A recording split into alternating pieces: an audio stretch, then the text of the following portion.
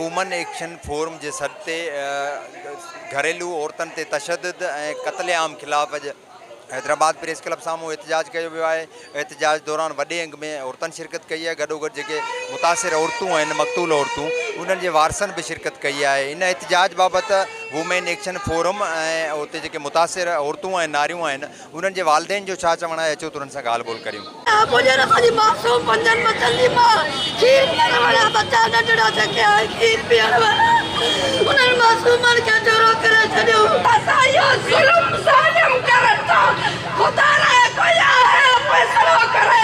ॿिनि महीननि में 31 औरतूं क़त्ल थियूं आहिनि। अख़बारी अंग नखर मुताबिक़ 4 महीननि में 75 औरतूं घरू तशद्दुद जो शिकार थी क़त्ल थियूं आहिनि।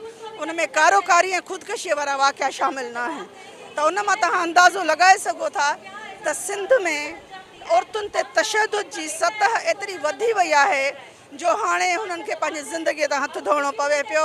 हीउ तशद्दुद के अणपढ़ियल को जाहिल न करे रहियो आहे, पर पढ़ियल लिखियल घरनि जे अंदरि, मिडिल क्लास घरनि जे अंदरि बि औरत गैर महफ़ूज़ आहे, जंहिंजे करे मुआशरे में माण्हुनि खे हिकिड़ो तमामु घणो धचको लॻो आहे।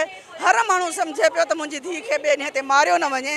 असां चाहियूं था त हीअ अदम तहफ़ुज़ जो अहसासु ख़तमु करण लाइ औरतुनि ते तशद्दुद जेको आहे उन्हनि वाक़िअनि खे अॻियां वठी अचे। हुकूमत खां इहो मुतालबो कयूं त इंसाफ़ कयो वञे। हुकूमत खां इहो मुतालबो कयूं त कानून साज़ी करणु काफ़ी कोन्हे को, तव्हां हुन ते अमल दरामद करायो।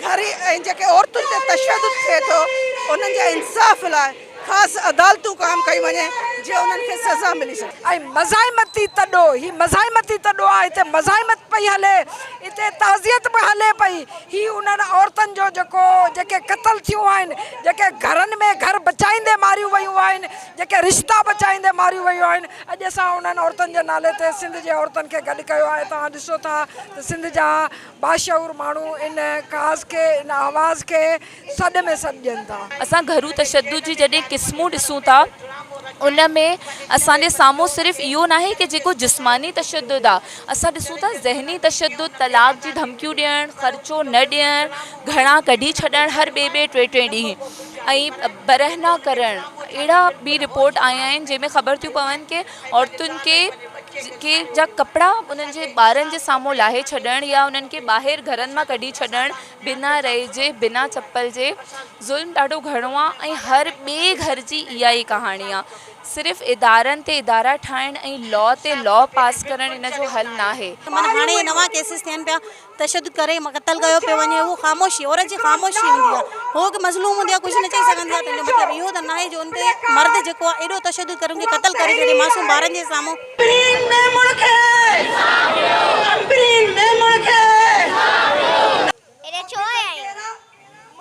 क्योंकि असांखे जस्टिस खपे उनी मम्मा जे लाइ। जस्टिस कहिड़ो मैसेज आहे तव्हांजो जस्टिस जे लाइ? असां वटि मैसेज आहे कि हर छोकिरी आहे दुनिया में उनखे जस्टिस मिले। न हिकिड़ो महीनो थी वियो आहे, पुलिस उनखे कॾहिं न सज़ा ॾिनी, अञा तक हिकिड़ो चंबो तक न आयो अथनि। हाणे छा था चाहियो? मां चाहियां थी कि मुंहिंजी मम्मा खे जस्टिस मिले।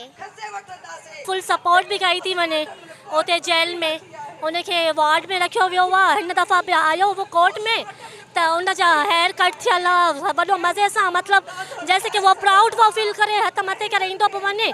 ऐं विच में त हिकिड़े फोटोग्राफर उनजी फोटेज बि रखी हुई, त हू हुन में अॻियां बि आयो मोबाइल में। त पोइ इंसाफ़ छा जो आहे? कोई रिएक्शन त असांखे कुझु नज़र नथो अचे न। अञा ताईं चालान न कयो वियो आहे उनखे, रिपोर्ट जॾहिं सॼियूं अची वियूं त उनखे चालान त कनि न, केस हले त सही न। अञा ताईं बसि इहो रिमांड ते अचे थो वञे थो। कोई गिल्ट त हुनजी शक्ल में कोई गिल्ट त आहे ई न हुन बंदे खे, त भई मां कुझु हिकु मासूम हुनखे मारियो आहे, त हिकिड़ो गिल्ट हूंदो आहे न, त उहो त हुनखे आहे ई न। पुलिस जी जांच जी पुलिस जी जांच में मुतमिन न आहियो? न, पुलिस जी जांच में मुतमिन कीअं थींदासीं? त अञा ताईं चालान थियो न आहे। ऐं उनखां अलावा रिपोर्ट्स अची वियूं, पोस्टमार्टम रिपोर्ट्स वग़ैरह, त उन ते कुझु त रिएक्शन ॾेखारनि न था। कुझु रिएक्शन त आहे ई न उते।